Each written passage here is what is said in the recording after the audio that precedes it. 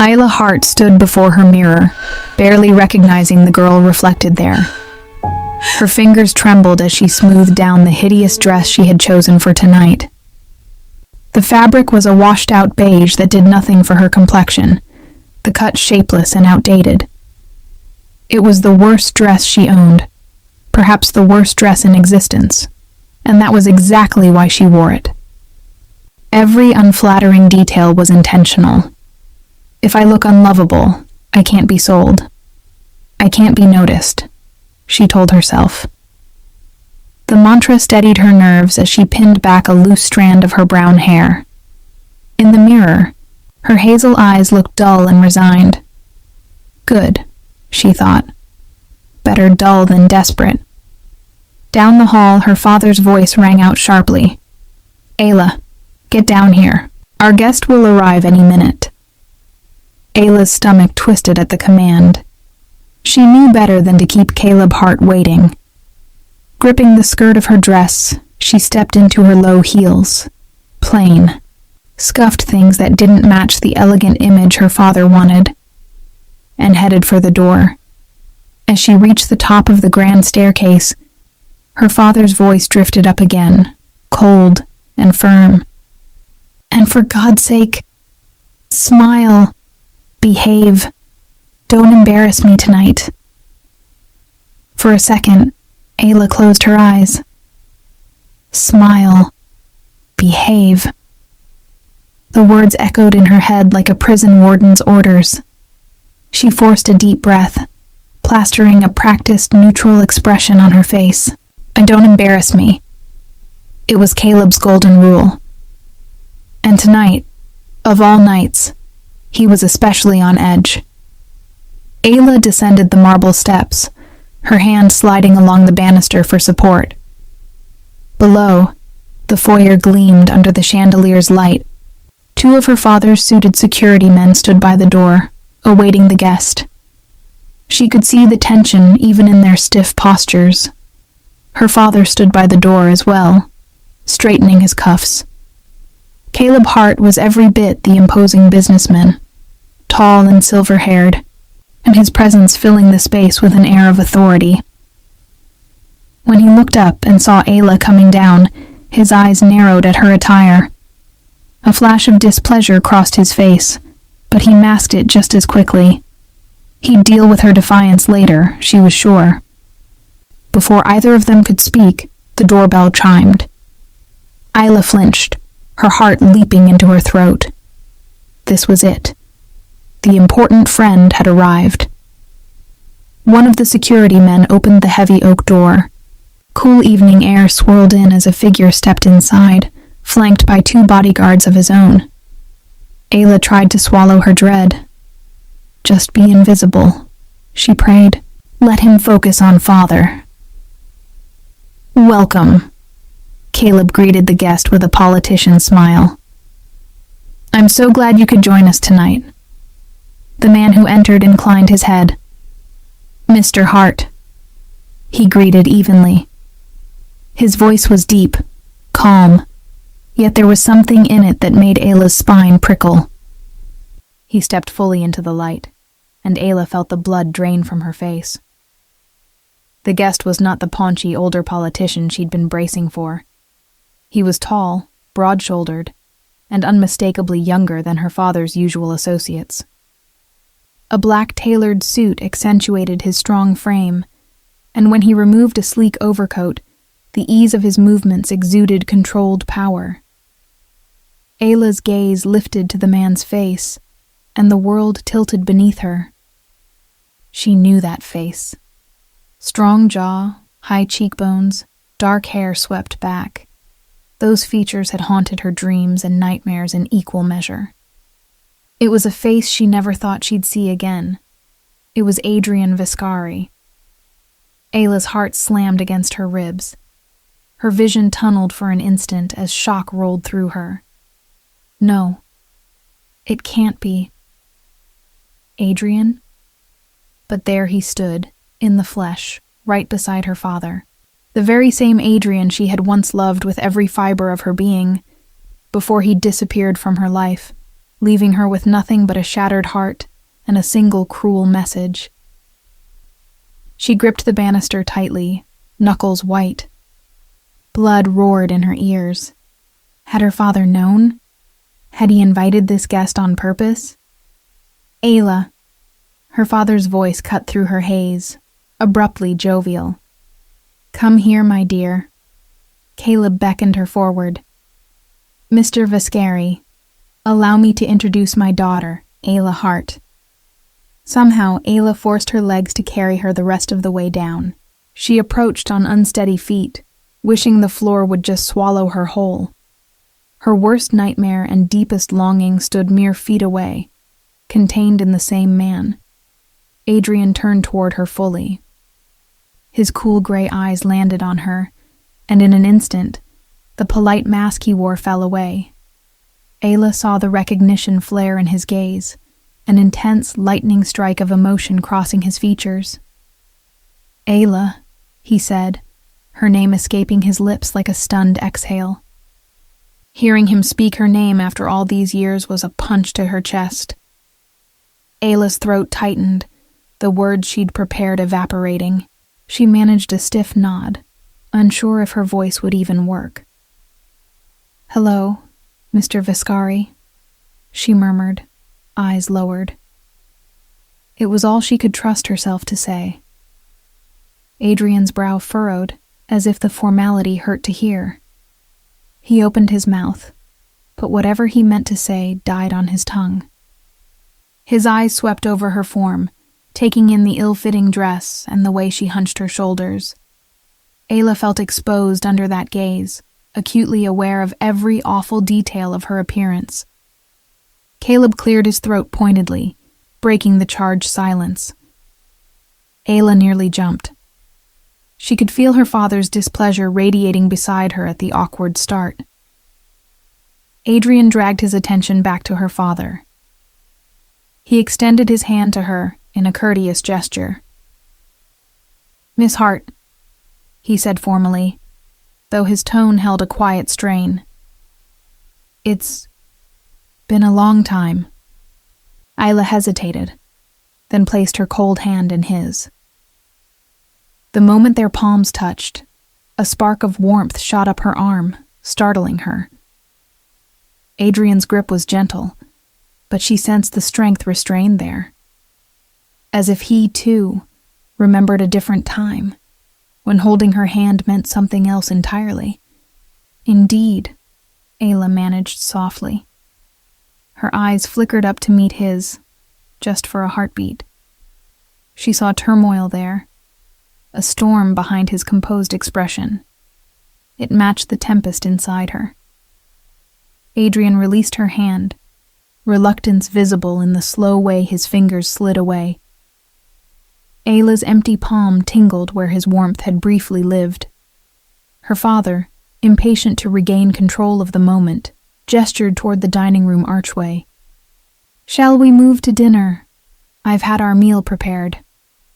We have much to discuss, Mr. Viscari. Adrian's jaw tightened almost imperceptibly at the brusque interruption, but he nodded. Of course. Caleb placed a firm hand on the small of Ayla's back, steering her forward to walk ahead. She felt the warning in that touch. Keep it together. She was trying. God, she was trying not to fall apart. As they moved toward the dining room, Ayla's mind raced. She dared a sideways glance at Adrian. He was walking beside her father now, listening as Caleb launched into polite small talk about the weather or the drive over, but she sensed Adrian's attention flickering back to her. What must he be thinking? The last time they saw each other, they'd been teenagers tangled in a passionate, secret romance, until the day he cut her off and vanished. And now here they were, practically strangers forced into the same space. Ayla swallowed hard, trying to contain the whirlwind inside her. One thing was painfully clear. Whatever business had brought Adrian Viscari here tonight, it was going to be a far more dangerous evening, for her heart at least, than she had anticipated. Dinner was served in a dining hall that managed to be both opulent and unwelcoming. A long mahogany table gleamed under the light of a crystal chandelier. Ayla sat with her hands clasped tightly in her lap, trying to make herself small in her chair.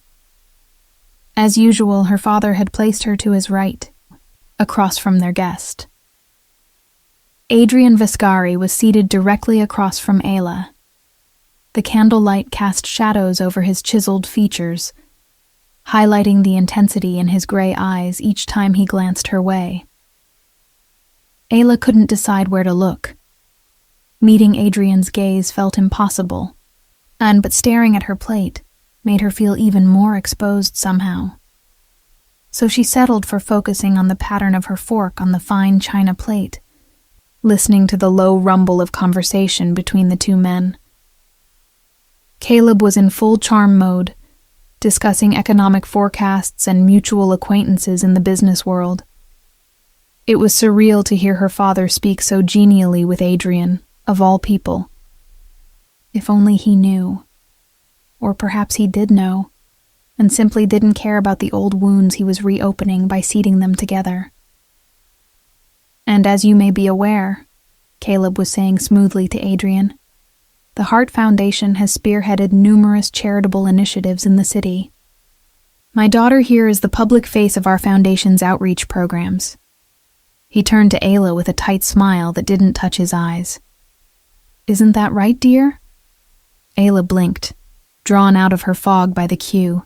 Her father expected her to echo the rehearsed lines. Yes, she said softly. We focus on educational grants and community health care. She managed to say the words, though her voice sounded thin to her own ears. Speak up, Caleb prompted, the edge in his tone masked by a chuckle as he looked to Adrian.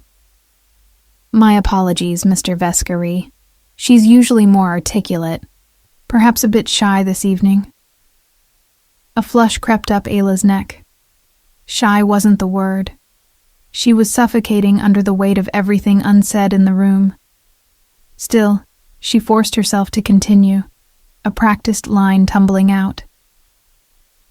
I'm honored to be a part of it. The work is meaningful. Her father gave a curt nod of approval at her compliance. Adrian, who had been silent thus far, finally spoke. The Heart Foundation. Yes, I've heard of its activities. His gaze flickered to Ayla. It's admirable work. Ayla couldn't read his tone entirely. Was that genuine praise or polite small talk? She dared to glance up at him. His face was unreadable, but he held her gaze steadily for a moment. Warmth bloomed in her chest despite her anxiety. Of all the reactions she expected from Adrian, respect for what he thought she did with her life wasn't one of them. And it wasn't even true. Ayla knew she was a figurehead at best. Her father's team did all the decision-making. She just showed up where instructed and smiled for the cameras, all to polish the Hart family image. Caleb continued without missing a beat, launching into a self-congratulatory anecdote about a gala the foundation hosted last year. Ayla sat silently as the first course was served by discreet staff. She picked at her soup, appetite non-existent. Every so often, she felt Adrian's eyes on her. But when she looked up, he was focused on her father or on his meal. It left her doubting whether that moment of intensity earlier had been real or imagined. Perhaps he truly didn't care anymore. Perhaps the shock of seeing her had passed, and now she was no more than Caleb's daughter to him, a pawn in whatever negotiation they were tiptoeing around tonight. As I was saying, Caleb segued, dabbing his mouth with a napkin. Our family's reputation means everything. I've worked hard to ensure that no unsavory rumors plague our name. He smiled benignly at Ayla while saying this, but she felt the sting behind those words. Unsavory rumors, like the ones he quashed about her during her troubled years after Adrian left. Depression, therapy, that one overdose scare. Caleb had spun it all as a young girl's exhaustion and buried the rest. Ayla lowered her gaze, cheeks burning. Why did he have to allude to that now, in front of Adrian of all people? Of course, Adrian replied, voice cool. Reputation is paramount, and his... He set down his spoon, not touching the remainder of the soup. And I'm sure having Miss Hart as the face of your charitable work does wonders for that reputation. There was something in the way he said it. A subtle challenge. Ayla's eyes snapped up. Adrian's expression was mild, but his words... Was he implying something about Caleb's motives? Caleb's smile stiffened at the edges. It certainly helps that Ayla is passionate about our causes, though I admit it has the added benefit of keeping her productively occupied. Ayla's stomach twisted. Productively occupied. As if her every move wasn't orchestrated. As if she were some layabout who needed a manufactured purpose. She bit her tongue, tasting bitterness. Adrian's gaze slid to Ayla again. And is it what you want to do? He asked her directly. Working for the foundation? Ayla's heart skipped. No one ever asked her that. Certainly not in front of her father. She felt Caleb's eyes drilling into her, even as he maintained a facade of pleasant interest. Ayla stammered, caught off guard. Under the table, her father's foot nudged hers, a warning. She forced a smile that probably looked as plastic as it felt. Of course. It's a privilege to help others. I'm grateful for the opportunity. Adrian's face remained polite, but something in his jaw tightened. He must have recognized the rote answer for what it was. Caleb smoothly shifted the conversation back to business. Mr. Viscari, about the proposal I mentioned. Before he could finish, Ayla, desperate for a moment of escape from this suffocating charade, quietly set down her napkin. Excuse me, she murmured, pushing her chair back. Maybe she could steal away to the restroom, just for a minute of air. Her father's hand shot out and clamped over hers on the table before she could rise. The move was subtle to any outsider, appearing almost like a father gently staying his daughter. But Caleb's grip was vice-like on Ayla's fingers. She sucked in a breath at the flash of pain. Caleb gave her a cool, controlled smile. Stay, Ayla. We're just getting to the interesting part. I need you here. His eyes locked onto hers, making it clear that no excuse would free her now. Ayla's cheeks burned with humiliation and hurt. Father, please, I just... Sit, he ordered under his breath, so quietly that only she could hear the steel in it. Alia's temper, long suppressed under layers of fear and guilt, flickered dangerously. The ache in her trapped fingers and the indignity of being treated like a disobedient child in front of Adrian ignited something inside her. She felt a tremor of rebellion. She yanked her hand free from her father's grasp. The legs of her chair scraped as she stood abruptly. I'm not your decoration, Ayla said, her voice low but clear, each word trembling with repressed emotion. Caleb's eyes went wide with shock and fury at her audacity. For a heartbeat, the room was dead silent except for the faint clink of silverware. The two bodyguards at the far wall shifted, uncertain if this was something they should intervene in. The air crackled with tension. Ayla's chest heaved. She hadn't meant to blurt it out like that. Fear quickly flooded her boldness as she registered her father's expression. She took a step back, pulse pounding in her ears. Caleb rose from his chair slowly, his face a mask of barely controlled rage. Ayla reflexively shrank away. She knew that look too well. A storm about to break. Before Caleb could reach for her or speak, another voice cut through the thick silence. "Let her go." Adrian's voice was quiet, almost gentle, yet it carried an unmistakable command that froze everyone in place. He hadn't raised it in the slightest, but the danger coiled in those 3 words was palpable. Ayla's gaze snapped to Adrian. He had also stood up, one hand braced on the table. His eyes were on Caleb's hand, which had lurched toward Ayla when she stood. Though her father wasn't touching her now, Adrian had clearly seen enough. Caleb turned his head slowly to fix Adrian with a look of polite confusion, as if not quite believing he'd heard correctly. "I beg your pardon?" Adrian's stare was icy calm. "You heard me." He nodded subtly toward Ayla, his posture poised and ready. "Let her go. She doesn't want to be here, and it seems this discussion is upsetting her." Ayla's breath caught.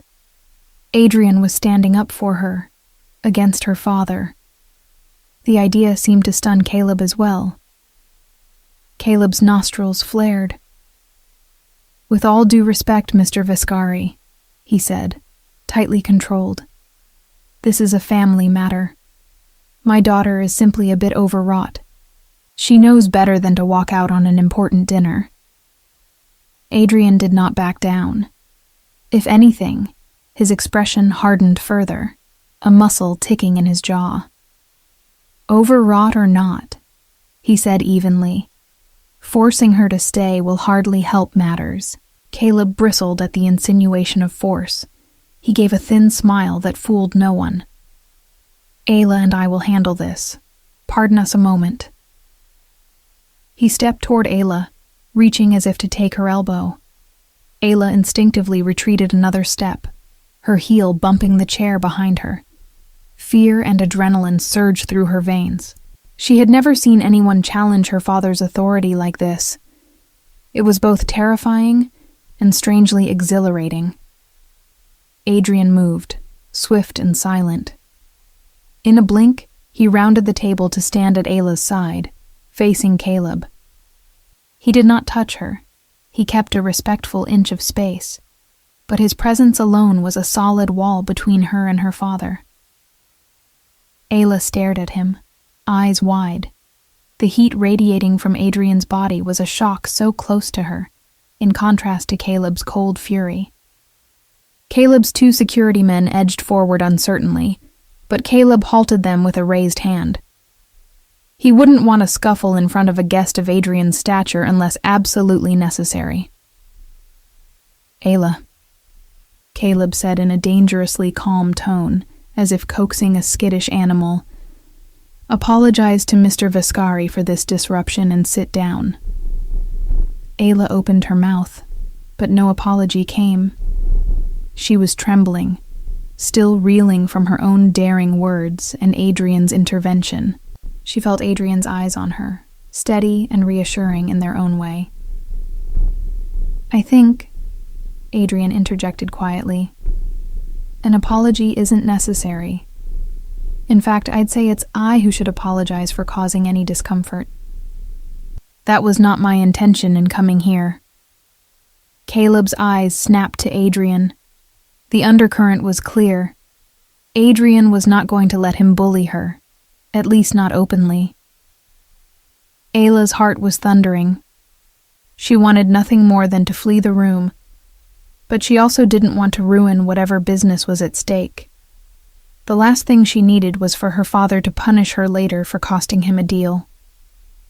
She swallowed hard and forced out a shaky breath. "I'm fine," she said softly into the tense standoff. "I can stay. We can continue dinner." It was half a lie.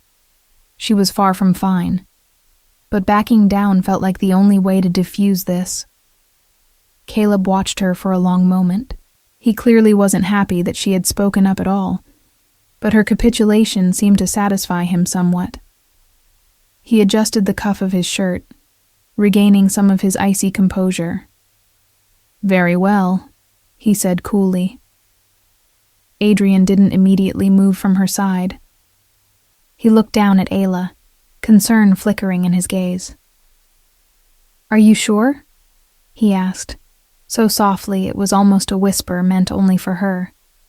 The genuine care in his tone almost unraveled her. Ayla managed a tiny nod.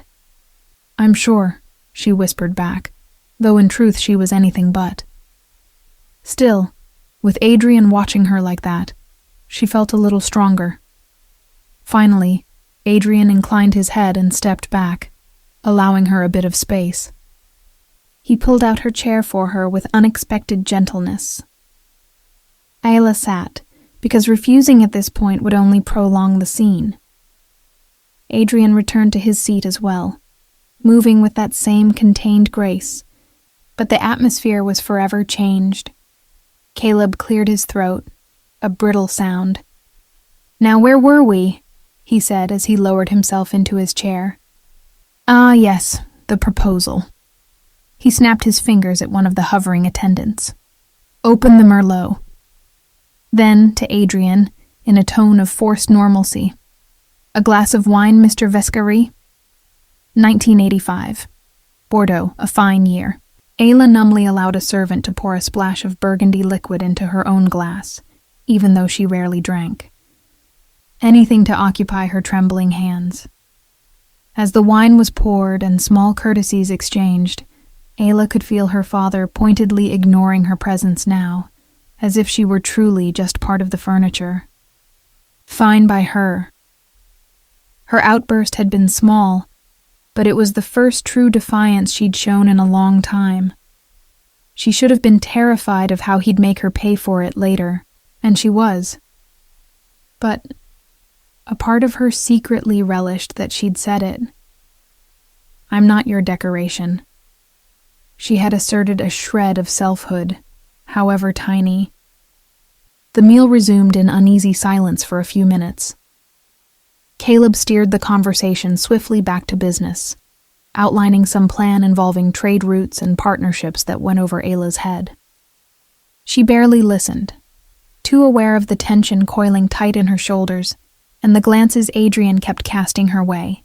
Finally, dessert arrived, though no one seemed to have an appetite, and Caleb signaled for the servants to leave the wine bottle and give them privacy.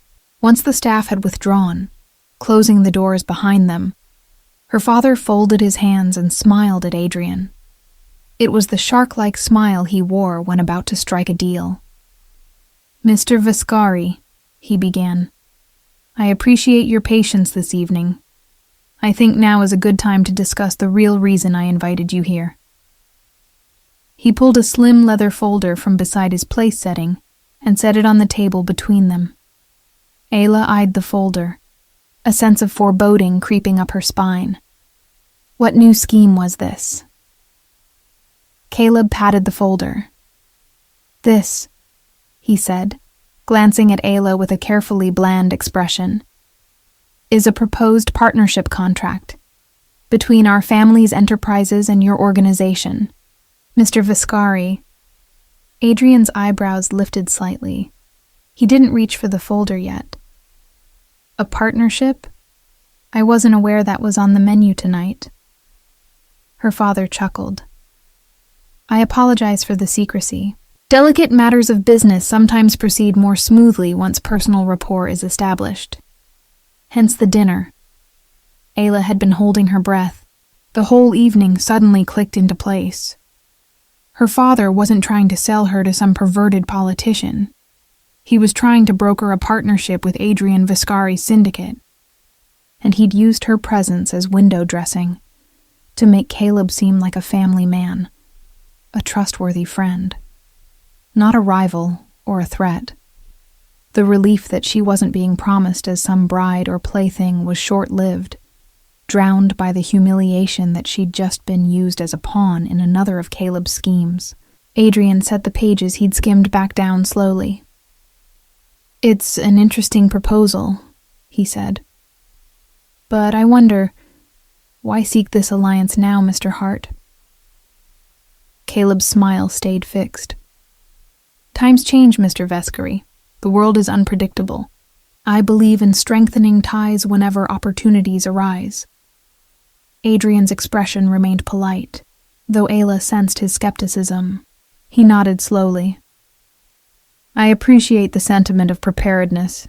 In principle, I'm not opposed to cooperation.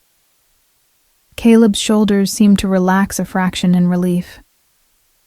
However, Adrian continued, placing the contract pages neatly back into the folder, I'd like to review these terms in detail with my legal counsel before signing anything.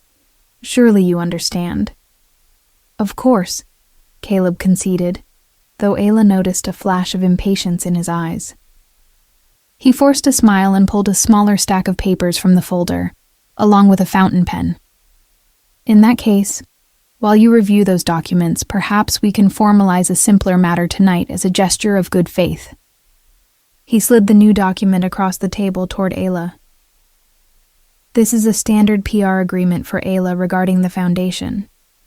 It just ensures we're all on the same page moving forward.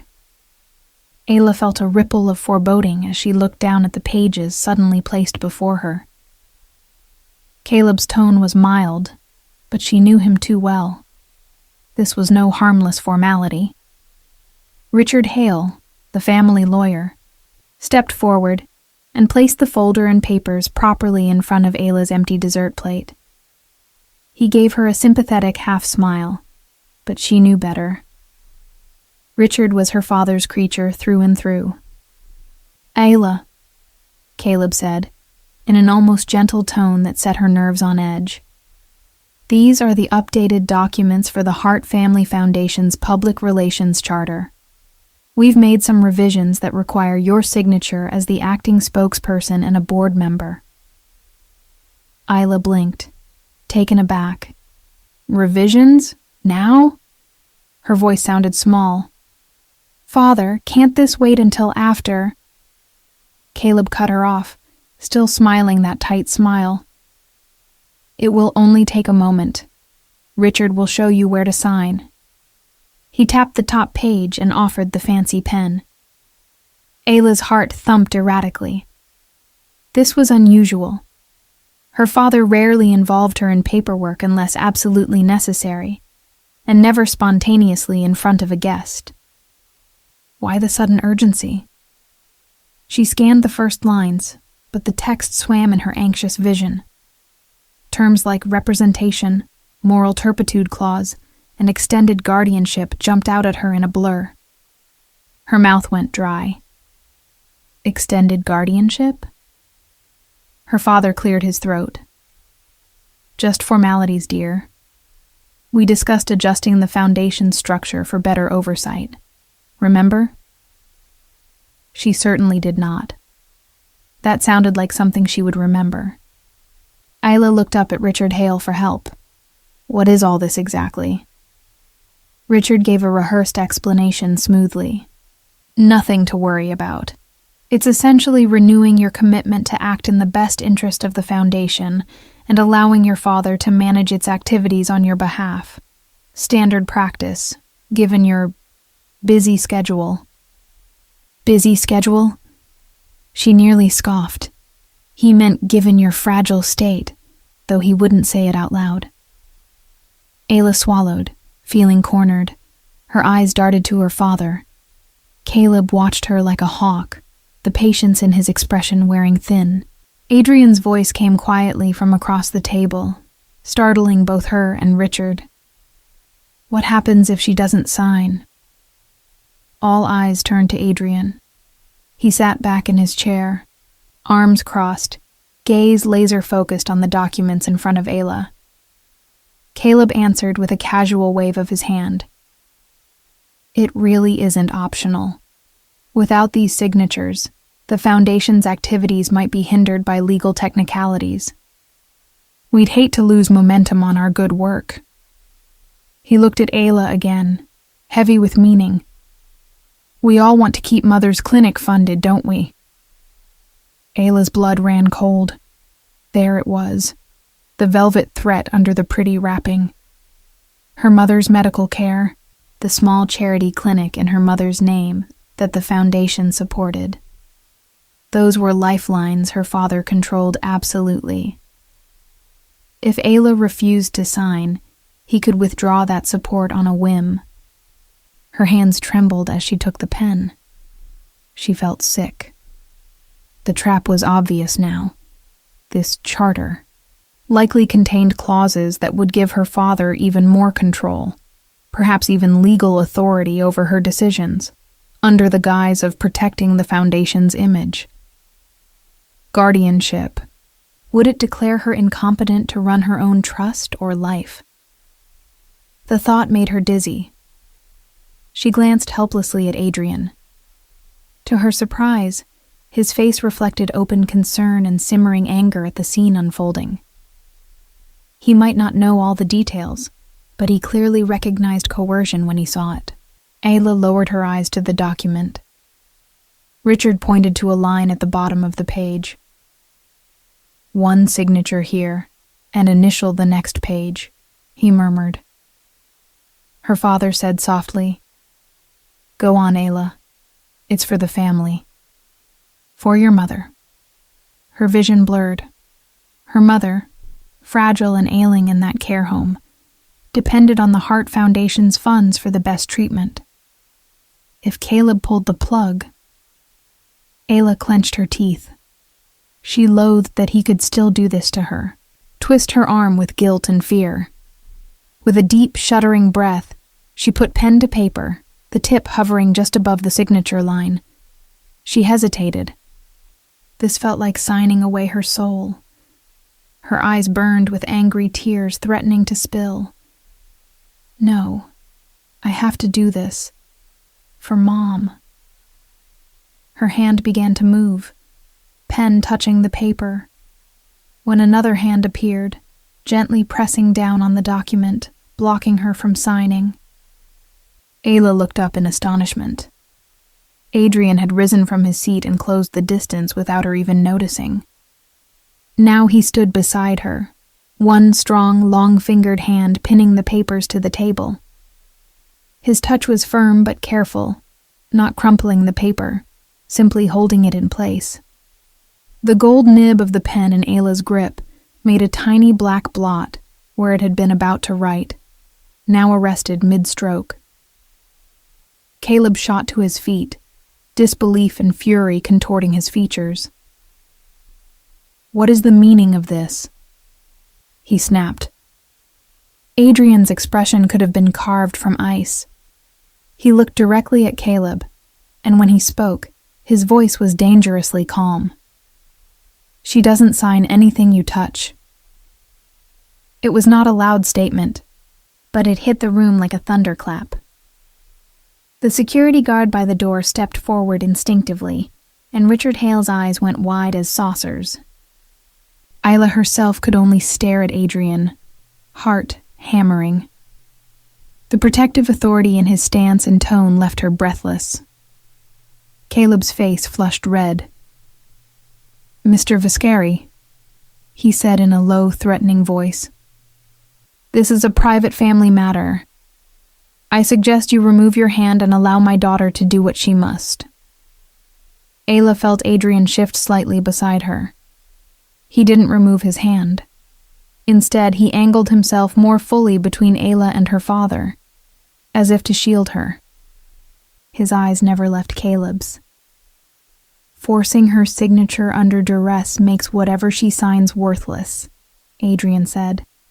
"Surely you know that. There's no need for all this pressure." Caleb's fists clenched at his sides. Ayla could see him struggling to maintain composure. "There is no duress. Ayla is simply honoring her responsibilities. Aren't you, dear?" His last words were a razor-edged prompt. Ayla opened her mouth, but Adrian spoke over her, voice hardening. "It looks like duress from where I stand, and I won't allow it." For a moment, Ayla feared her father might actually lunge across the table at Adrian. She had never seen Caleb so enraged yet, so reined in. His eyes were cold as steel. "You're jeopardizing a very promising alliance, Mr. Viscari," he warned. Perhaps you should consider how valuable my goodwill is before interfering in family affairs. Adrian's lip curved in something that was not a smile. An alliance based on harming your own flesh and blood. That's not a partnership I'm eager to join, Mr. Hart. A trembling silence fell. Ayla's heart was in her throat. Part of her thrilled at Adrian's words, but another part feared what retaliation they might provoke. Caleb's eyes flicked to Ayla, and the hatred in them at that moment was unmistakable. Ayla felt her blood go cold. She had never wanted to disgrace him in front of an outsider, but Adrian's intervention had done just that. Perhaps, Caleb said at length, each syllable biting. We all need to cool our heads. It's late. We can reconvene when tempers are settled. It was a retreat in thin disguise. Caleb carefully gathered the scattered papers, his movements stiff with anger. To Richard, he snapped, "Put these away." Richard hurried to comply, shuffling the unsigned documents back into the leather folder. Caleb inhaled slowly, nostrils flared, then addressed Adrian with forced civility. "Mr. Vascari, I will have my driver take you back to your hotel. We can discuss business another time, under calmer circumstances." It was Adrian watched Caleb for a long moment, then inclined his head slightly. "As you wish." He turned to Ayla, his gaze softening by a degree. "Good night, Ayla." She realized this might be the last she'd see of him. If her father had his way, certainly it would be. Panic and desperation welled up. She wanted to say something, anything to make him stay or to thank him, but her throat felt locked. "Good night," she whispered, her voice almost lost in the vast room. Adrian's jaw tightened as if holding back words. With one last steely glance at Caleb, he strode out. His footsteps echoed as the guard at the door moved aside to let him pass. Ayla stood there frozen, feeling both rescued and doomed. Because as soon as Adrian's figure disappeared through the doors, she knew she would pay dearly for what had just happened. The doors shut behind him, and an oppressive silence fell. Caleb glared at her, his voice deadly quiet. "Do you have any idea what you've just done?" he hissed. "You ungrateful, stupid girl. I invited him here for your benefit as much as mine, and you make me look like a fool." He advanced a step, and Ayla scrambled back, heart hammering. "Mark my words," Caleb said, enunciating each threat with quiet fury. "You will regret tonight. That contract will be signed one way or another. And as for Mr. Vascari," he nearly spat the name, "if you harbor any foolish fantasies, erase them. Men like him don't save broken little girls out of love. He was just salvaging a business arrangement." Each cruel word cut Ayla to the bone, but she refused to crumble in front of him. Her silence only seemed to enrage Caleb further. His lips curled in disgust. "Go to your room," he ordered through clenched teeth. "I'll deal with you in the morning, and don't think of contacting your mother. Her care," he gave a chilling smile, "depends entirely on my goodwill now." That final threat drained the blood from Ayla's face. A sob caught in her throat as she turned and fled, bolting out of the dining hall and up the staircase toward her room. Only once she was behind the safety of her locked bedroom door did Ayla collapse onto the floor, shaking with silent tears. Fear for her mother and for herself crept in like a cold tide. Yet amid the despair, one thing burned bright. Adrian had stood up to her father. Someone had finally fought for her. Clinging to that small spark of hope, Ayla forced herself to breathe. The night was dark, but she was not as alone as she'd once thought. Ayla sat curled on the rug by her bed, hugging her knees to her chest. The house had gone still and dark, but she couldn't stop shaking. After crying until her throat was raw, she had gone numb. Her bedroom door was locked. She'd heard the click when her father's security guard pulled it shut, effectively making her a prisoner for the night. Through the crack beneath the door, she could see the hall light and the shadow of feet stationed outside. There would be no slipping out. She flinched at every creak of the old house, heart in her throat, terrified Caleb might burst in to continue his tirade, or, worse, to carry out his threats. But the hours crept by, and no one came. Perhaps he meant what he said. He'd deal with her in the morning. That left her stranded in dread of what form that punishment would take. Ayla wiped her swollen eyes with the back of her hand. On her nightstand, her phone buzzed suddenly, startling her in the silent room. She had forgotten it was even there. Scrambling up, she snatched it, fearful the sound would alert the guard. The screen glowed with a text from an unknown number. "Are you okay?" Her breath caught. "Who?" Another text bubble appeared. "It's Adrian. Please answer." Ayla's hands trembled so badly she nearly dropped the phone. Adrian. How did he get her number? Probably from a business contact or her father's files. The real question was, why was he reaching out after what happened? She swallowed hard and typed with shaky fingers.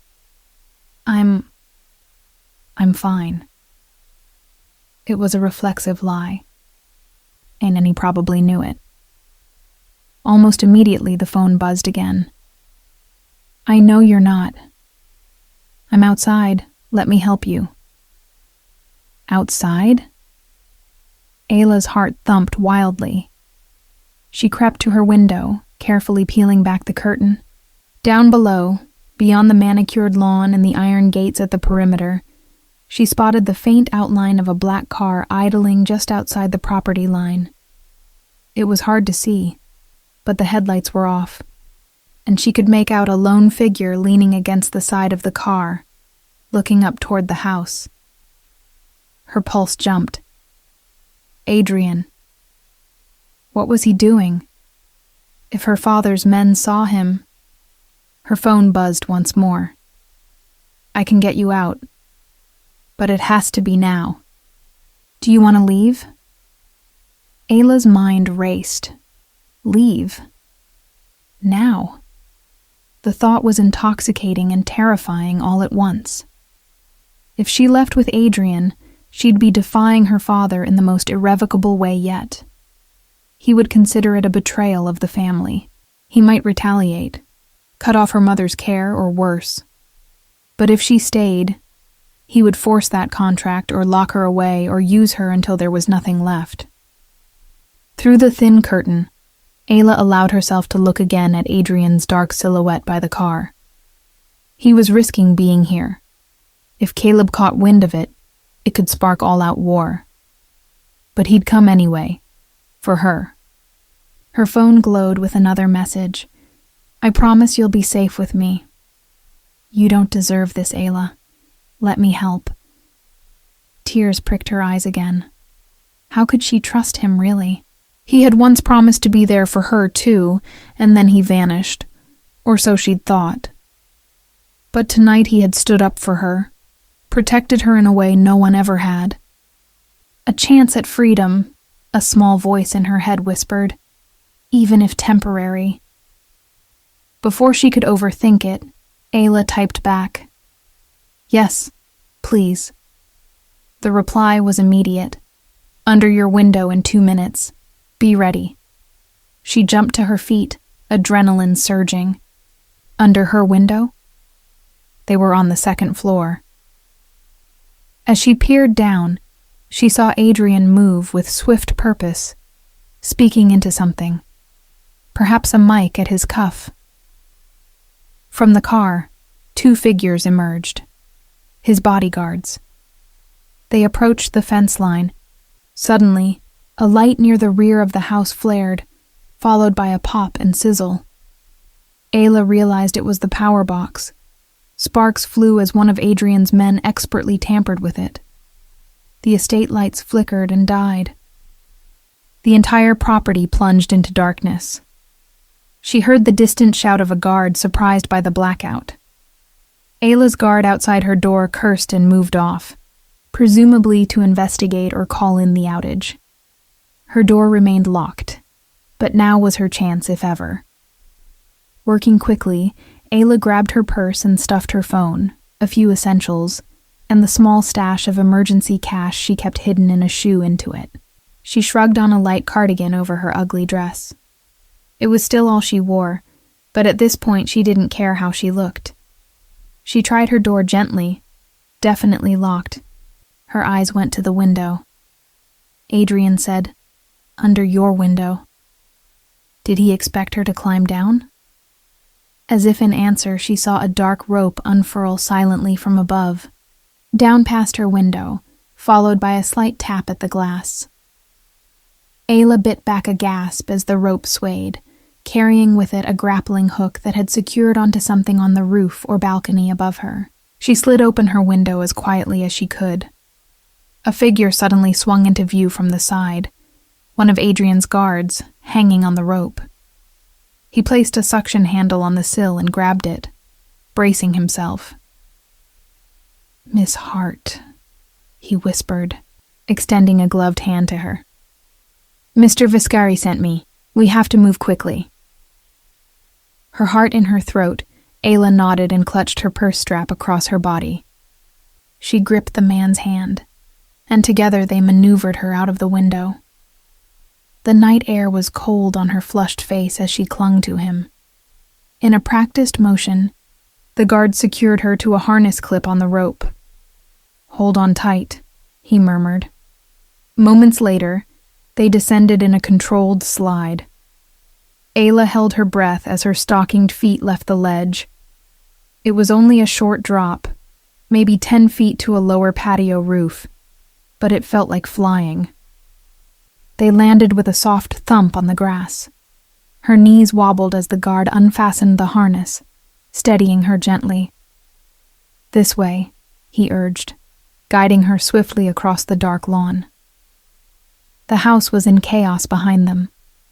She could hear shouts of confused security, a flashlight slicing through the darkness where the outdoor lights had failed. They hadn't yet realized she was gone. Ahead, by the back gate that now stood ajar, courtesy of Adrian's other guard, she saw Adrian waiting for her. The faint moonlight outlined his tall frame. The moment Ayla slipped through the gate, Adrian's arms were there, supporting her by the elbow. "Are you hurt?" he asked in a low, urgent tone. She shook her head, breathless. "No, I'm okay." Relief flooded his eyes. Adrian nodded to his men. One slipped away into the night, likely to cover their tracks. The other jogged ahead to the idling car. "This way," Adrian said softly.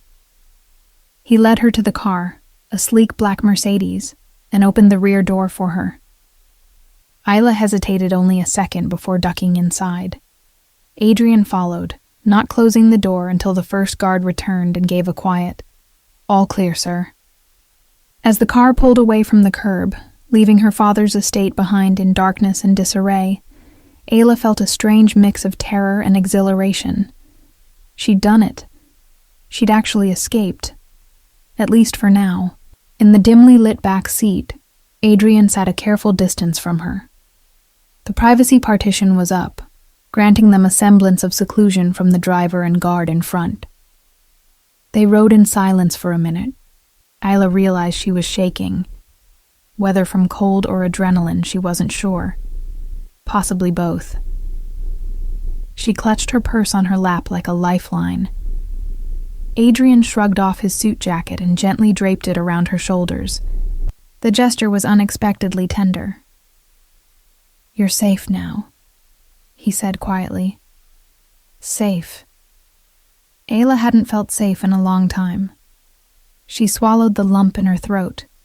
"Thank you," she whispered. It felt inadequate, but she didn't have better words yet. Adrian nodded, his gaze searching her face in the semi-dark. She was acutely aware of how close they were in the confines of the car. Despite everything, and the warmth of him next to her and the faint, familiar scent of his cologne eased some of her shaking. After another moment of charged quiet, he spoke. "I'm taking you to a secure place, one of my properties. You'll have your own room, with a lock. No one will enter without your permission. You have my word." Ayla looked at him, surprised by the specificity of his promise. There was a firmness in his tone. He wanted her to know this wasn't an abduction or an exchange of one gilded cage for another. "You can keep your phone," Adrian continued, "and call or leave whenever you wish. I won't stop you.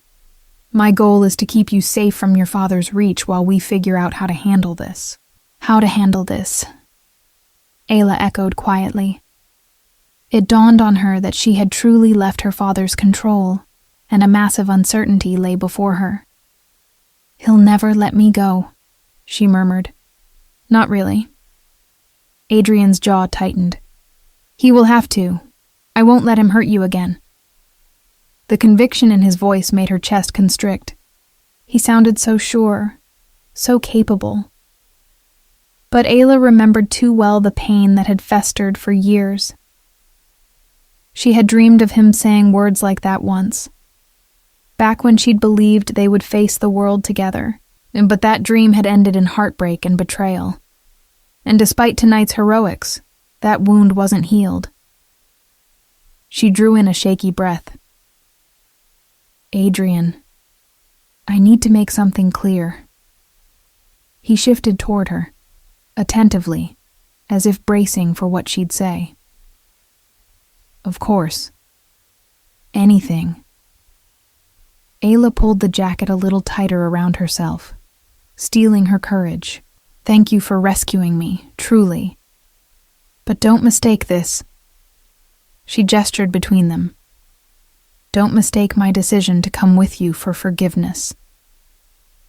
In the low light, she saw his eyes flicker with emotion. Hurt, perhaps, but she needed to set this boundary. "I haven't forgotten what happened. You broke me, Adrian. And I'm only here right now because I can't survive under my father anymore. And this is survival, not..." Her voice trembled. "Not some reunion." Her words hung in the air, harsh but honest. She needed that line drawn, for her own heart's sake. Adrian inclined his head, accepting her terms without argument. If her words wounded him, he masked it behind a solemn understanding. "Good," he said quietly. "I don't need your forgiveness tonight, Ayla." He paused, his gaze never leaving hers as the city lights streaked across his face through the window. "I just need you alive." They drove through the city until the streets grew quieter and the homes larger. Eventually, the car turned through a gated driveway and stopped in front of a modern, secluded house tucked behind high walls. It wasn't ostentatious like her father's mansion, but it exuded security and privacy. Ayla followed Adrian inside, staying a step behind. One of his men had gone ahead to turn on lights, illuminating a spacious living area with sleek furnishings. Despite her turmoil, Ayla couldn't help noting the contrast. Where her father's home was cold marble and antiques, this place felt warmer, more lived in, with soft lamps and dark wood floors. Adrian paused in the foyer and turned to her. "This is one of my safe houses," he explained gently. "Few people know of it. You can rest here as long as you need." She clutched the lapels of his jacket still around her shoulders, suddenly self-conscious. The adrenaline of the escape was ebbing, leaving exhaustion and awkwardness in its wake. "Thank you," she said again quietly. A middle-aged woman in a crisp blouse appeared from a side hallway, perhaps a housekeeper or staff member. She gave Adrian a respectful nod, then smiled kindly at Ayla. "This is Sophia," Adrian introduced. "She helps keep the place running. If you need anything, day or night, she'll assist you." Sophia stepped forward. "Miss Hart, can I get you something? Tea? A warm meal?" Her voice had a soothing, motherly quality. Ayla realized she hadn't eaten more than a few bites at dinner, yet her stomach was too knotted to feel hunger. Maybe just some water," she managed. As Sophia disappeared to fetch it, Adrian gestured down a hallway. "Your room is this way. I hope you'll be comfortable." He led her to a door at the far end of the hall. Pushing it open revealed a large bedroom suite. Neutral-toned walls, a plush queen bed with a navy comforter, and an adjacent private bathroom. It was understated and comfortable, far more inviting than her luxurious but stifling room at home. Ayla took a tentative step inside. Adrian remained at the threshold, keeping a respectful distance. "There are fresh linens and clothes." He motioned to the foot of the bed, where Ayla now noticed a neatly folded pile of women's clothing. Soft sweatpants, t-shirts, even new undergarments with store tags attached. He must have arranged these on their way here. The thoughtfulness of that gesture left her momentarily speechless. "I guessed at sizes," he said almost shyly when she didn't speak. "If something doesn't fit, we'll get what you need." It was too much kindness. Ayla blinked rapidly, afraid she'd cry again. She had lived so long in an environment where every favor had strings, every kindness a hidden barb. This open concern felt alien. Thank you," she whispered, meaning it. Sophia returned with a glass of water and also a steaming mug. "Chamomile tea with a drop of honey," she said, pressing the mug into Ayla's hands. "It will help calm your nerves, dear." Ayla accepted it, the warmth seeping into her cold fingers. "Thank you, Sophia." The older woman nodded and excused herself discreetly. Adrian cleared his throat softly. "I'll let you settle in. My room is just down the hall if you need anything. 2 of my men are outside the house for security, but they won't disturb you." Ayla nodded.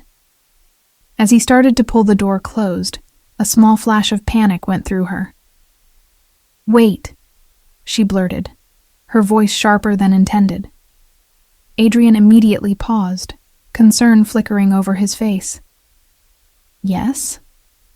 Ayla forced herself to breathe. The panic was irrational. She was safe here. But something about a man closing a door on her in a strange house triggered a jolt of fear. "Could you leave it open just a bit?" she asked in a strained voice. How to explain that after the night she'd had, the idea of any closed door felt suffocating. Realization dawned in Adrian's eyes. He nodded without hesitation. "Of course. Whatever makes you comfortable." He left the door ajar, a foot of space open. Ayla managed a faint smile of gratitude, embarrassed by her own skittishness. Quietly, she added, "I'm sorry. I just might need time to adjust." "You have nothing to apologize for," Adrian said gently. "Consent is law here, Ayla. You say how you want things, and that's how they'll be. Always. Consent is law here." The words were like balm on a wound she hadn't fully realized was there. Ayla had grown so used to having no say in anything that being told her comfort was a priority felt almost unreal. "Good night," he said softly. "Try to get some rest." When he left, true to his word, he didn't fully shut the door. Isla stood in the quiet of the guest room, the distant muffled voices of Adrian and his men the only sounds in the house. She sipped the chamomile tea, letting its warmth travel through her. Slowly, her pounding heart began to steady. After a moment, she set the mug down and changed out of her wrinkled dress into the clean cotton t-shirt and drawstring sleep pants Adrian had provided. They fit well enough. The simple clothes felt like freedom. A far cry from the tight, formal attire her father always insisted on. In the bathroom, she splashed water on her face. The mirror reflected a pale, tired young woman with red-rimmed eyes. But beneath the exhaustion, there was something else there too. A spark of relief, maybe, or hope. Ayla barely recognized that feeling. Back in the bedroom, she found her purse on the bed where she'd dropped it. Her phone was inside. Hesitantly, she took it out and saw several missed calls from a blocked number. Undoubtedly her father. A shiver went through her. Not tonight. She powered the phone off. As she set it aside, she noticed something on the nightstand that hadn't been there before. A manila file folder with her name written on it. Curious, Ayla sat on the bed and pulled it into her lap. Inside, she found a handful of papers and photographs. Frowning, she held them up to the soft lamplight. The first photo made her inhale sharply. It was of her, about 2 years ago, exiting a university building downtown. She remembered that day. It had been pouring rain, and she was hugging a textbook to her chest, hurrying to catch a bus. Why did Adrian have this? She shuffled through more pages. A hospital bill in her name from 3 years ago, when she'd spent a week in a clinic after an emotional breakdown. Something she thought her father had kept quiet. A newspaper clipping about the Heart Foundation's clinic opening. A security log from the assisted living center where her mother stayed. It dawned on her that these were all pieces of her life from the years after Adrian had gone. He had collected information about her. Her hands trembled as she picked up the last item, a printed screenshot of a text message exchange. Ayla leaned closer to read it. The top of the image showed a message sent from Adrian's old number, dated years back. It read, "I'll be there at midnight. Run away with me, Ayla. We can be free of all of this. Please." Ayla's heart started hammering. Adrian had sent that to her? At midnight? That night, all those years ago, when everything fell apart. She never saw this message. It never reached her phone. Below his message was a reply, ostensibly from her, sent an hour later. "You were a mistake. Stay away from me. Don't ever contact me again." Ayla's blood ran ice cold. She never wrote those words. She would never, ever have said that to Adrian. A mistake? The love of her life? A mistake? Her vision blurred as she realized what this meant. Her father. He must have intercepted Adrian's plea and crafted this cruel reply to drive him away. Ayla could practically see Caleb's hand in the formal, emotionless wording. Tears spilled down her cheeks, but this time they were tears of anger and fierce, vindicated sorrow. All these years, she had believed Adrian tossed her aside, when in truth, he had tried to save her, and she'd been cruelly kept in the dark. No wonder Adrian had looked at her with such hurt tonight. He thought those hateful words came from her, and she had believed his silence meant he'd never cared. A small sob escaped her lips, but it was mixed with something almost like relief. The lie that had poisoned them was unraveling at last. Ayla pressed a hand to her mouth, stifling her cries so as not to alarm anyone. On the bottom of the printout, a handwritten note in the margin stood out. Adrian's bold, slanted scrawl. Not her. Find source. He knew, or at least he suspected. He had doubted that her rejection was genuine. The fact warmed her soul in a way she couldn't describe. Adrian hadn't wanted to believe she would so callously cut him off, and he'd even set someone to investigate it. Ayla carefully returned the papers to the folder, her mind racing and heart aching. Her father had done this. To both of them. Stolen their chance at happiness and filled the void with years of pain. Fresh determination steeled inside her. This changed everything. The man in the next room, the one who had risked himself to protect her tonight, was not the villain she'd thought him to be. The real villain was the one she'd been living under the thumb of all along. Wiping her tears, Ayla stood. She suddenly needed to speak to Adrian, to confirm what she'd just read, to hear his side of that terrible night. She needed the truth, all of it. Clutching the file to her chest, Ayla stepped into the hallway. The soft murmur of a television came from a room down the hall, likely Adrian's, where he might still be awake. She approached slowly, heart in her throat. Standing outside his partly open door, Ayla gathered her courage. The file in her hand felt heavy with revelations. She rapped her knuckles gently against the doorframe. "Adrian? Are you still awake? I need to talk to you." Her voice was soft but clear in the silent house. There was a pause. Then the TV was clicked off. Adrian appeared in the doorway, now wearing a black t-shirt instead of his dress shirt, and trousers. His hair was slightly mussed, as if he'd been running a hand through it restlessly.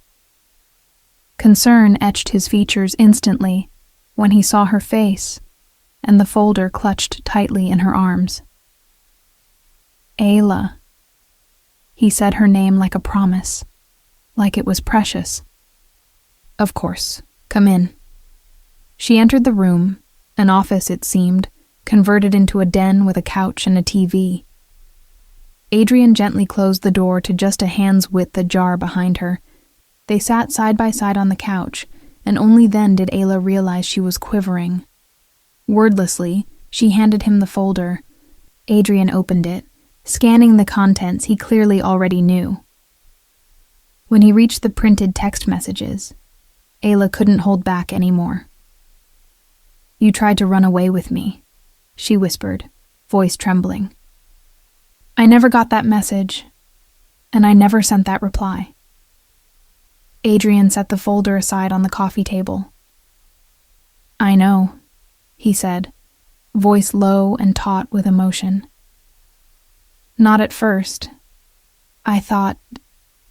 For a long time, I thought you really wrote those words. But it never made sense in my heart. So a couple years ago, I dug. My tech guy traced metadata, found anomalies. It was sent from your number, but the phrasing, I knew it wasn't you. I suspected your father, or someone working for him, interfered." Ayla let out a shaky breath, a mix of relief and residual hurt. He did. He admitted years later that he'd do anything to keep me on the right path.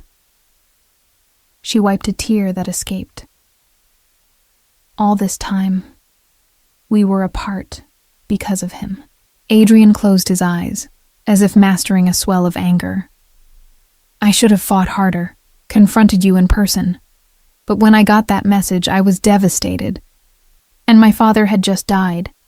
I was suddenly thrust into leading the Viscari family. I convinced myself you truly wanted nothing to do with me, that I was protecting you by staying away." He opened his eyes again, and they were shining with regret. "Leaving you was the worst mistake of my life, Ayla." Ayla's heart ached at the raw sincerity in his voice. Unthinking, she reached out and took his hand in hers. "It wasn't your fault. It wasn't mine either. It was him. Adrian laced his fingers with hers. They were both quiet for a moment, absorbing the enormity of what had been stolen from them. Finally, Ayla spoke, voice barely above a whisper. I was so afraid to see you again. I wore the worst dress I had because I loved you too much to survive losing you twice. The confession hung in the air, raw and electric. Adrian's eyes widened, and a harsh breath escaped him as if her words had struck straight through his soul. Ayla. Before she could blink, he cupped her face in his hands and brought his lips to hers. The kiss was gentle at first, as though he feared she might break. But Ayla responded with all the pent-up yearning, hurt, and love swirling inside her. She clutched the front of his t-shirt, rising onto her knees on the couch to press closer. Adrian's hand slipped into her hair, holding her to him as he deepened the kiss with a desperate, tender intensity. It felt like coming home after, "I won't lose you again," he murmured fervently. "I swear it." Ayla closed her eyes, absorbing the promise. Despite everything, some wounded part of her heart was finally starting to mend in his presence. "I missed you so much," she whispered. He pulled her into his arms, and she curled against his chest. For a long moment, they simply held each other in the quiet room, her head tucked under his chin as he rubbed soothing circles on her back. His heart thudded under her ear, strong and steady. After a while, Adrian pressed a kiss to her temple. "You should try to sleep," he said softly. "You've been through hell tonight." Ayla looked up at him, reluctant to let go even for a second. But exhaustion was catching up with her, and she knew the next days would demand strength. "Will you stay?" she asked hesitantly. "Just until I fall asleep?" His answer was to gently lift her into his arms. Ayla let out a little gasp, but didn't protest as he carried her down the hall to her room. He laid her on the bed as if she were something precious, and pulled the blankets over her. Then he sat on the edge of the bed and took her hand in his. The lamp cast a warm glow, and in it she saw how tired he was too. Tired, but relieved. Sophia had left a small nightlight on. With the bedroom door still ajar, Ayla felt safe. "Get some rest," Adrian murmured, brushing a strand of hair away from her face. Ayla's eyes were already closing. It felt natural and right that he was the last thing she saw as she drifted off, a silent guardian in the night. He stayed until her breathing evened out, and the tension left her brow, though only then did he allow himself to slip away and settle in the armchair in the living room to snatch a few hours of light sleep, keeping vigil just in case nightmares or a vengeful father came knocking. Morning light found Ayla and Adrian preparing for what they both knew was a trap, but one they intended to spring on their own terms. Morelli's midnight message had demanded Ayla as the price for her mother's life and Caleb's sins. After a tense early morning discussion, Ayla insisted she would not hide while her mother was in danger. Adrian, unwilling to put her at risk, but seeing no alternative, finally agreed to a plan that put her at the center under carefully controlled conditions. By noon, Ayla stood in an abandoned riverside warehouse, the designated meeting point Morelli had given through a burner phone call. Sunlight slanted in dusty beams through broken windows. The air smelled of rust and river algae. Ayla's heart pounded, but she steadied herself with the knowledge that Adrian and his people were positioned covertly all around. A tiny earpiece kept her in contact, and a slim push-button alarm rested in her palm, ready to signal them if needed. Her mother was there, seated in a wheelchair near the center of the warehouse, looking frail and confused, but thankfully unharmed. Beside her stood Lorenzo Morelli, a tall, lean man in an impeccable suit that contrasted with the grim surroundings. His salt and pepper hair was slicked back, and a thin smile played on his lips as he regarded Ayla. Nearby, 2 burly henchmen cradled rifles, and a few paces behind Morelli lingered Caleb Hart and Richard Hale, both looking worse for wear. Caleb's face was drawn, sweat beading on his brow. Richard hovered nervously, a bruise darkening his temple, likely from rough handling by Morelli's thugs after the failed gala attack. "Ayla," Caleb breathed when he saw her, relief and dread mingling in his eyes. He looked utterly desperate. He'd been frantic enough to let Morelli use her mother as bait. The sight sickened Ayla, but she kept her focus. "Dad," she replied coldly, then acknowledged Richard with an equally frigid glance. "Mr. Hale." Richard avoided her eyes entirely, shame flickering across his face before he looked down. Morelli stepped forward, one hand resting almost casually on the handle of Ayla's mother's wheelchair. Her mother looked up at him with frightened, confused eyes, then over at Ayla. "Ayla, what's happening?" Her mother quavered, her voice thin.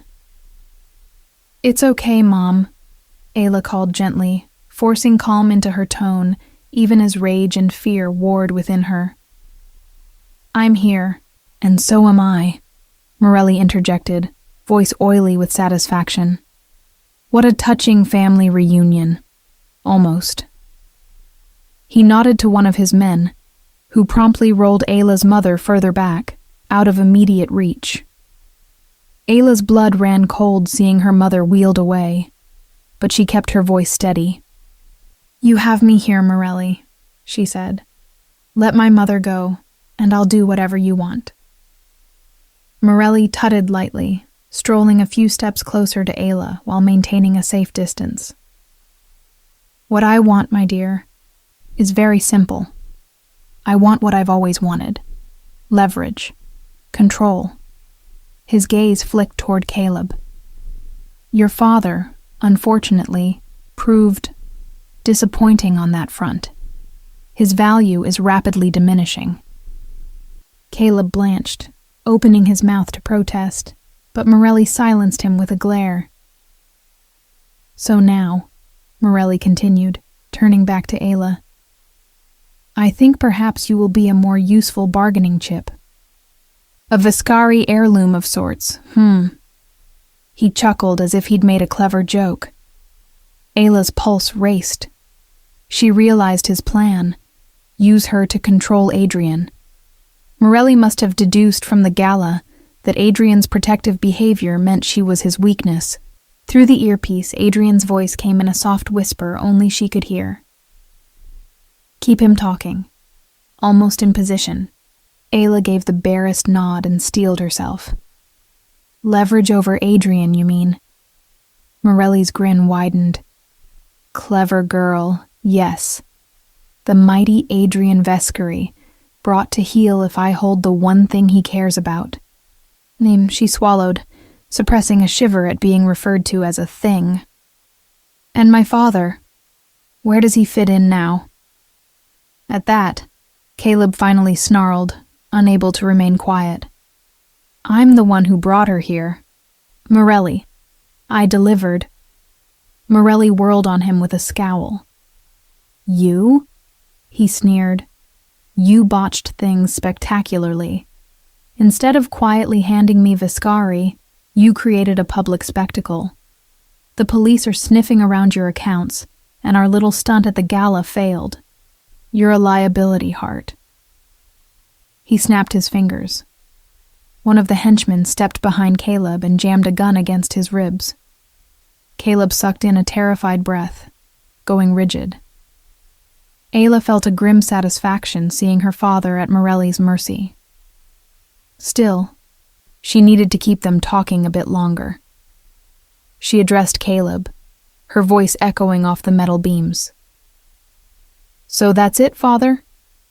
You'd trade me and Mom to save yourself?"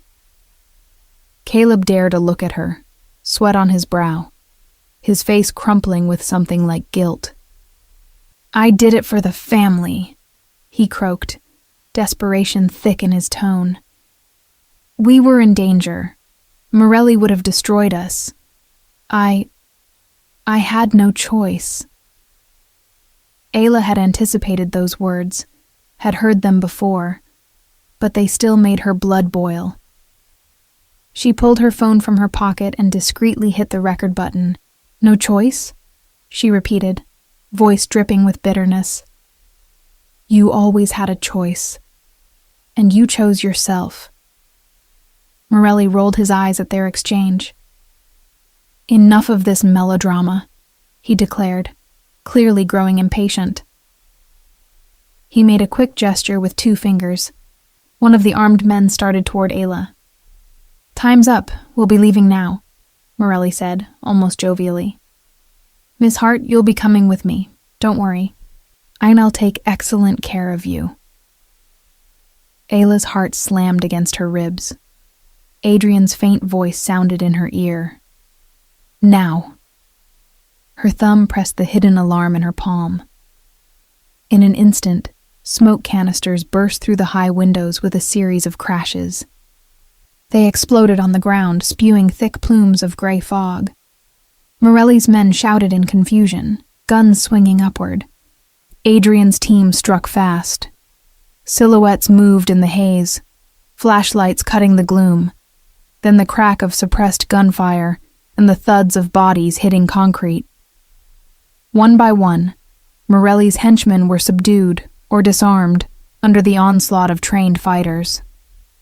Richard Hale tried to slip away in the chaos, but 2 of Adrian's bodyguards intercepted him before he got far, tackling him to the ground.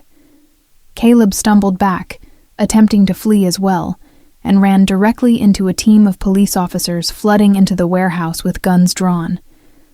They forced him face down on the floor and snapped cuffs around his wrists. Amid the turmoil, Ayla's eyes frantically sought her mother. She found her still in her wheelchair, us now near Morelli, who had drawn a pistol and grabbed the wheelchair's handles, clearly intending to use her mother as a shield. Through the smoky dimness, Adrian descended from a catwalk along with several of his men, rappelling down ropes. He landed a few yards from Ayla with the grace of a panther. Immediately, he launched himself at the thug who had been reaching for Ayla moments before. A swift, precise strike from Adrian's fist, and the man crumpled to the ground, unconscious. Ayla coughed, waving acrid smoke from her face. The air was thick and hard to breathe, but the immediate threat of armed men was dwindling. 2 of Morelli's henchmen lay incapacitated. The last few shots rang out, and then silence except for the ringing in her ears. She squinted through the haze and saw a few of Adrian's operatives securing the perimeter. Police were shouting orders as they swept in behind Adrian's team. At the far end of the warehouse, Ayla's mother's pale face loomed. Morelli was retreating, then pushing the wheelchair toward a side door. Ayla's stomach lurched. He was trying to take her mom. Adrian's eyes found Ayla in the chaos. She pointed frantically toward her mother and Morelli. "He has Mom," she cried out, voice hoarse. Adrian's gaze snapped to the sight of Morelli backing away with the trembling older woman in front of him. Adrian charged forward, closing the distance in long strides. "Stop right there," Morelli barked, pressing the muzzle of his pistol to the side of Ayla's mother's head. He dragged her wheelchair halfway behind a shipping crate, using it and her as cover. "That's far enough, Viscari," he snarled. Adrian halted, gun in hand trained steadily on Morelli, but finger off the trigger. Ayla edged closer behind Adrian, her heart in her throat as she saw her mother's terrified face wet with tears. "Let her go, Morelli," Adrian said, deadly calm despite the gun pointed at the woman he'd come to save. "There's no way out of here for you. Listen." Only then did Morelli seem to register the cacophony outside, the wail of sirens, the shouted commands of police establishing a perimeter. His plan had collapsed spectacularly. His chest heaved, eyes darting like a cornered animal. Snarling, Morelli tightened his arm around Ayla's mother's shoulders, making her whimper. "I walk out of here or she dies, Viscari," he shouted. "I'll do it." Time seemed to slow. Ayla stood a few paces behind Adrian, trembling, as she watched the scene. If Morelli even flinched, he could pull that trigger. She had to do something. Before Adrian could respond, Ayla stepped out from behind him, raising her hands. "Morelli, I'm here," she called, desperation giving her courage. "You want me, right? Let my mother go and I'll come with you. No fight." "Ayla, no," Adrian said sharply, his arm moving as if to shield her again. Morelli's eyes flickered. Ayla could see the calculations running behind them. Slowly, his thin lips curled into a malicious smile. "Tempting," he said. "But I think I'll keep both of you. The more leverage, the better, no?" He jerked the wheelchair again, making Ayla's mother cry out softly. Adrian's composure almost cracked. His voice gained an edge of panic. "Don't do this. Morelli, you can't win here. Use your head." Morelli only pressed the gun harder to Ayla's mother's temple. "Stay back!" he yelled at Adrian, who had dared a step forward alongside Ayla. "Both of you! On the ground now, or she dies." Ayla's mother closed her eyes, tears leaking out. Ayla felt a surge of ice-cold fear and absolute resolve. She met Adrian's gaze out of the corner of her eye. His was full of anguish, silently begging her not to comply. But he wasn't going to let her mother die either. Her mind raced. She noticed then a red laser dot wavering on Morelli's shoulder. One of the police snipers had him in their sights from a high window. But the angle was bad with her mother so close to him. Adrian carefully set his pistol on the ground and raised his hand slightly, stepping forward not toward Morelli, but toward Ayla's mother. "All right," he said soothingly. "I'm putting my weapon down. Just let the woman go, Lorenzo.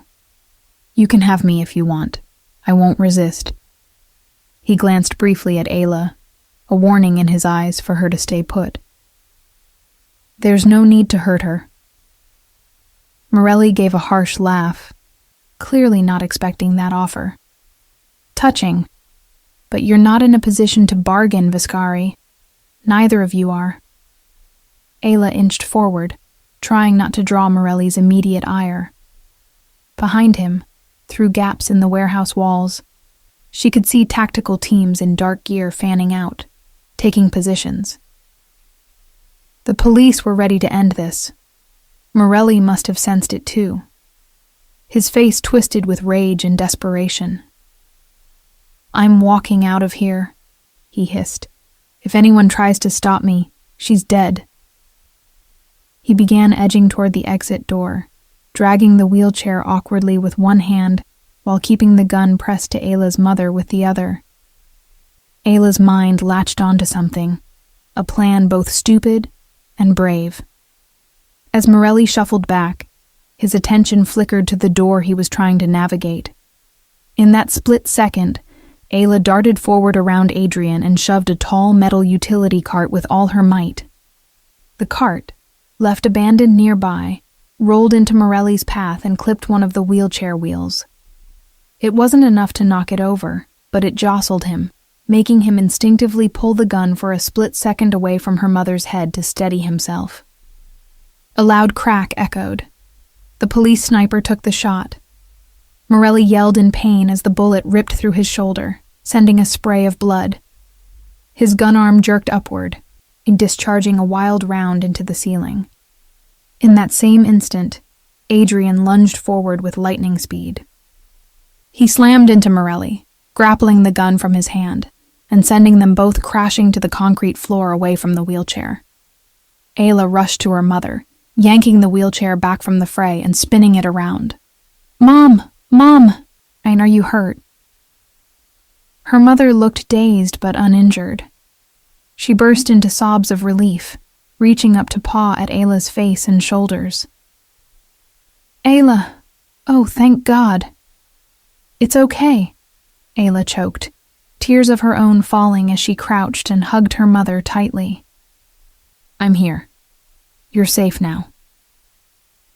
Behind them, Adrian pinned the bleeding Morelli face down and wrenched his arms behind his back. Morelli struggled weakly, curses turning into a pained cry as Adrian applied pressure to the bullet wound to keep him subdued. Within seconds, 2 officers swarmed in to take custody of the crime boss, cuffing him and dragging him away. Lorenzo Morelli was finished. All around, the warehouse was swarming with law enforcement and medics. Richard Hale was being hauled out by a pair of agents, head hanging. Caleb Hart, already in handcuffs, was being marched toward the exit by 2 officers. He was pale and oddly shrunken-looking, as if he'd lost some essential essence now that his schemes lay in ruins. As Caleb passed by Ayla and her mother, he stumbled, then paused. One officer tugged him to keep moving, but he strained, meeting Ayla's eyes. I did it for the family," he blurted, voice cracking. In that moment, he looked like a broken man clinging to a feeble excuse. "Ayla, please. I'm your father." Ayla felt her mother's frail hand squeeze hers at those words, as if in warning or entreaty. But Ayla had no empathy left for him. She rose to her feet, stepping forward to face Caleb one final time. "No," she said softly but firmly, cutting through his plea. "You did it so you could stay powerful." Caleb flinched as if she'd slapped him. For a second, his facade of defeat dropped, revealing raw anger and fear. Then the officers pulled him along, and he was gone, shuffled out into the daylight to face the public consequences of everything he had done. Behind him, paramedics were already tending to Ayla's mother and carefully guiding her wheelchair out to an ambulance. Her mother kept craning her neck to look back, eyes searching anxiously for Ayla. "Go with them, Mom," Ayla assured her, brushing her mother's hair back gently. "I'll be right behind you, I promise." Her mother nodded weakly, reaching out to touch Ayla's cheek one more time. "I love you," she whispered. "I love you too," Ayla replied, voice thick. She kissed her mother's forehead before the paramedics wheeled her away toward safety. As soon as her mother was out of earshot, Ayla let out a shuddering breath. All the fear and tension of the confrontation began shaking loose in her bones. Adrian reached her in time to see her sway on her feet. He pulled her into his arms without a word. Ayla sank against him, letting his warmth and solidity ground her. For a long moment, they stood amid the remnants of chaos, broken glass, swirling dust, the distant chatter of officials, and all Ayla could think was, "We survived." She realized she was murmuring thanks over and over into Adrian's chest, fingers clutching his jacket. He gently stroked her hair, murmuring soothing words. When she finally drew back, Adrian kept his hands on her shoulders, scanning her as if to assure himself she was truly unharmed. His gaze lingered on a small bruise on her cheek, a remnant of being manhandled by one of Morelli's goons. The tenderness and worry in his eyes made her heart swell. "It's nothing," she whispered, covering his hand with hers. "I'm okay, Adrian." He exhaled a breath he seemed to have been holding for hours. "I was so afraid for you," he admitted. "But you were incredible." brave and... His voice caught and he pulled her into another fierce hug. And you're safe. That's what matters. Ayla held him just as tightly. Over his shoulder, she could see police officers securing Morelli into a squad car, and beyond that, the skyline of the city she'd thought she might never freely walk in again. Freedom. She closed her eyes and just breathed, allowing herself a moment to feel it. Soon, questions would need answering, statements given. But not just yet. Adrian eased back to look at her. With a gentle touch, he tilted her chin up. Now that you're free, he began quietly. There was an uncharacteristic uncertainty in his expression, as if he were afraid to ask the next part. Now that you're free, do you still want me? The intensity of his question, the vulnerability in it, took Ayla's breath away. All the barriers between them had been broken, all the lies exposed. She realized that for the first time, they stood on truly equal ground.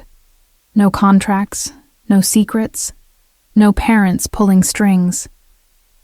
Tears of a different kind filled her eyes as she gave him a tremulous smile. Ayla placed her palms on either side of his face, feeling the slight roughness of stubble and the warmth of the man beneath. Yes, she said, her voice clear in the echoing space. Yes, Adrian. I want you. I always have. Relief and joy flickered across his face before he leaned down and kissed her. This kiss was soft and full of promise amidst the ruin and rubble.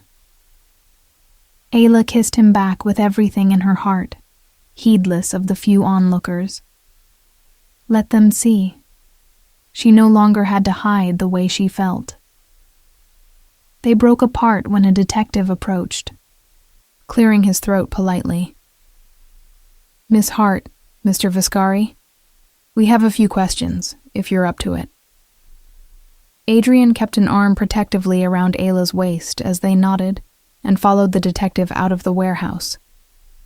The midday sun was blinding after the dim interior, but it felt like stepping into a new life. Caleb was being loaded into a police van in handcuffs, cameras flashing from gathered press behind the barricades. Ayla watched dispassionately as her father hunched, trying to hide his face. There would be no hiding from this. His shame was on full display, and oddly she felt nothing. No triumph, no sadness. Perhaps that would come later. Right now, all she felt was release. Adrian noticed her looking and gently guided her face away, shielding her from the frenzy with his body. You don't have to watch that. It's all right, she said, meeting his eyes. It needed to happen. He studied her for a moment, then brushed a kiss to her forehead. You're incredible, he murmured. Ayla managed a tired smile. I had a pretty good savior. They answered the detective's questions as succinctly as possible, both of them aware of the whirring cameras trying to capture any morsel. Ayla's recorded evidence on her phone, combined with Richard's likely testimony and all of Adrian's compiled proof, meant her father's fate was sealed. The detective confirmed as much with a respectful nod. Thank you, Miss Hart. And I have to say, what you and Mr. Viscari did, it took guts. We'll take it from here. Once they were free to go, Adrian led Ayla past the barricades where reporters shouted her name. He kept her shielded, a supportive arm around her as they made their way to an unmarked car waiting at the curb. His own, not a police vehicle. One of his lieutenants was at the wheel, and he nodded as they got into the back. As the car pulled away from the chaos, Ayla let out a long breath. Adrian took her hand and raised it to his lips. It's over, he said softly. It's over, she agreed, squeezing his fingers. And it was. Her father's power over her, over all of them, was broken. The nightmare was finally ending. 2 weeks later, Ayla stood in the sunshine outside the county courthouse, feeling the warmth on her face as if for the first time. The sky was a brilliant, cloudless blue, the kind of day that hinted at new beginnings. In the time since that fateful day at the warehouse, life had transformed. Caleb Hart sat in jail awaiting a slate of charges ranging from fraud and embezzlement to conspiracy and attempted kidnapping. With Richard Hale's extensive cooperation, trading testimony for leniency, prosecutors were confident Caleb would not see freedom again for a very long time, if ever. Lorenzo Morelli and his surviving associates were likewise behind bars, their criminal empire crumbling without its head. Ayla had spent the days following picking up the pieces of her own life.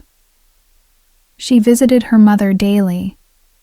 With Caleb gone, Ayla had swiftly assumed legal control of her mother's care and moved her to a better facility owned by a medical trust separate from the Hart Foundation. Never again would her mother's well-being be used as a weapon. As for the Hart Foundation itself, Ayla had addressed the board, most of whom were as much victims of Caleb's deceit as the public, and, with Adrian's lawyers quietly aiding, arranged for a full audit and restitution plan. She resigned from her nominal spokesperson role, but accepted a genuine position as an oversight trustee to ensure the charity would be managed with integrity going forward. It was oddly freeing to step into a role on her own terms, not as her father's puppet. "Your mother's on her way home," came Adrian's gentle voice from behind her. Ayla turned to see him descending the courthouse steps. He'd accompanied her to the brief hearing that finalized the transfer of Caleb's frozen assets toward her mother's medical trust and other reparations. Now he was by her side, as he had been every day since. "She's excited to have dinner with us tonight," Adrian added with a soft smile. Ayla's mother had taken a great liking to him, perhaps seeing in Adrian the devoted protector Caleb never was. Ayla reached for Adrian's hand and laced her fingers with his. It felt steady and right. "Thank you," she said, conveying in that simple phrase the depth of her gratitude, not just for the update on her mom, but for everything. For standing by her, for giving her strength, for loving her. He lifted her hand and pressed a kiss to it. "Anything for you," he replied. They walked together toward his car, parked under the shade of a big oak tree along the street. One of Adrian's men leaned against the hood, acting as driver and bodyguard, though the threats had ebbed. As they approached, the man straightened and addressed Adrian. "Sir, a call just came in. It's about the Morelli faction. They're requesting a meeting to discuss terms." Adrian raised an eyebrow, a flicker of annoyance crossing his face at the interruption. He glanced at Ayla, clearly torn between stepping back into his role as Mafia boss and staying in this peaceful moment with her. Ayla gave his hand an encouraging squeeze. She looked to the bodyguard. "Tell them we'll schedule a meeting soon, and inform them that Mr. Viscari and I will both be attending." The guard nodded crisply. "Understood, Miss Hart." He moved away to relay the message into his phone. Adrian regarded Ayla with a mix of pride and mild worry. "You know, you don't have to involve yourself in any of that if you don't want to." Ayla turned to face him fully, reaching up with her free hand to straighten the lapel of his suit jacket. She had long since discarded her meek wardrobe. Today she wore a simple white dress, and the way Adrian looked at her made her feel powerful and seen. "I know I don't have to," she said with a smile, "but I want to. No more being shut out of decisions that affect my life. No more cages." Adrian's eyes softened. He brushed a thumb tenderly over the back of her hand. "No contracts. No cages, he echoed, referring to the promise he'd made her that first night. You're a free woman, Ayla. I just want you to choose what makes you happy. She rose on her toes and kissed him. A slow, sweet kiss in the dappled sunlight under that oak tree. When she pulled back, she looked him straight in the eye. I choose you, Adrian. I choose facing everything together with you. He let out a breath, one of pure contentment, and wrapped his arms around her waist. Together, then, he murmured. Together. Ayla savored the word. Once it had seemed impossible. Now it was her reality. Adrian opened the car door for her, and she slipped in. Instead of moving around to the other side, he leaned on the doorframe, taking a moment just to look at her. The afternoon light caught the warmth in his gray eyes as he smiled. You realize, he said lightly, the next time we have a formal dinner, I expect you to wear your very best. Ayla laughed, catching the teasing note in his voice. Oh? And why is that? He reached out and twirled a strand of her hair playfully before tucking it behind her ear. His expression turned gently serious, voice full of adoration. Because you wore your worst dress to disappear, he said. Now I'm choosing you, so you can finally be seen. Ayla's heart swelled until she thought it might burst. In that single line, he captured the essence of their journey, the fear, the love, the second chance. She felt tears prick her eyes, but they were happy tears shining bright. Blinking them back, she smiled and pulled him in for one more kiss, soft, lingering, full of love. I'm here, she whispered against his lips, and I'm not disappearing again. Adrian brushed his nose against hers, a tender gesture that made her giggle softly. And I see you, Ayla, he whispered in return, framing her face with his hands gently, reverently. As Adrian moved to the other side of the car and slid in beside her, Ayla reached over and took his hand in hers. Their fingers interlocked effortlessly. The driver started the engine, and they began to pull away, on leaving the courthouse and the dark chapter it represented behind. Ayla glanced at Adrian. He turned to meet her gaze, and in his eyes she saw not the calm, controlled mask of a Mafia boss, but the man she loved, the one who had fought for her, risked everything for her, and given her the freedom to be herself. She squeezed his hand.